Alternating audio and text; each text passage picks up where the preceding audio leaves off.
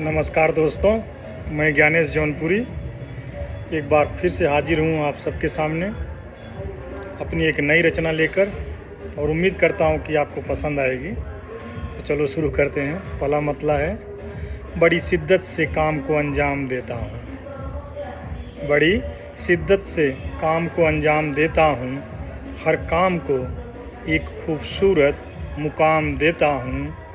किसी के आंसू अपनी खुशियों के सबब नहीं, किसी के आंसू अपनी खुशियों के सबब नहीं, खुद ही खुद को ये सलाह हर शाम देता हूँ। बड़ी शिद्दत से काम को अंजाम देता हूँ। आब तल्ख से भरे हैं अबसार इस अंजुमन में। आब तल्ख का मतलब आंसू, अबसार आँखें। तो फिर से गौर फरमाइएगा आप सब। आब तल्ख से भरे हैं अबसार इस अंजुमन में, दर्द होता है मुझे भी, मैं नहीं गमों का पैगाम देता हूँ। मुझे आदत है रोने की, मुझे आदत है रोने की, मैं रोकर चुप हो जाता हूँ।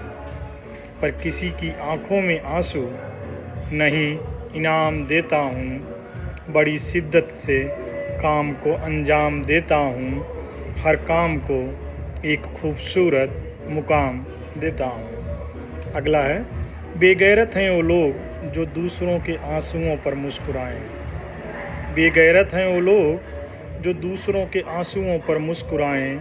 इससे तो बेहतर है मुस्कुराहटों को आराम देता हूँ। अदम नहीं चाहिए आदमियत कभी भी किसी हाल में। अदम मतलब मूल्यहीन, अस्तित्वहीन। आदमियत का मतलब इंसानियत। तो एक बार फिर से, बेगैरत हैं वो लोग जो दूसरों के आंसुओं पर मुस्कुराएं। इससे तो बेहतर है मैं मुस्कुराहटों को आराम देता हूँ। अदम नहीं चाहिए आदमियत कभी भी किसी हाल में। जो खुद को पसंद नहीं उसे नहीं किसी के नाम देता हूँ। बड़ी शिद्दत से काम को अंजाम देता हूँ, हर काम को एक खूबसूरत मुकाम देता हूँ। अगला है, चाहता तो यही हूँ लोग मेरी मुस्कुराहटों को याद रखें। चाहता तो यही हूँ कि लोग मेरे मुस्कुराहटों को याद रखें। इसलिए आघात के बाद भी होठों को इब्तिसाम देता हूँ। इब्तिसाम का मतलब है मुस्कुराहट। चाहता तो यही हूँ लोग मेरी मुस्कुराहटों को याद रखें। इसीलिए आघात के बाद भी होठों को इब्तिसाम देता हूँ। दर्द को जिया हूँ बहुत हद तक तो दर्द लिख देता हूँ। दर्द को जिया हूँ बहुत हद तक तो दर्द लिख देता हूँ। वरना इन उंगलियों को और भी बहुत काम देता हूँ। बड़ी शिद्दत से काम को अंजाम देता हूँ, हर काम को एक खूबसूरत मुकाम देता हूँ।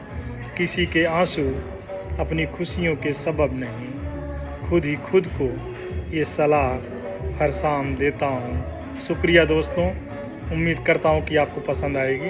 तो मिलते हैं फिर एक अगली रचना के साथ, नई रचना के साथ दूसरी बार।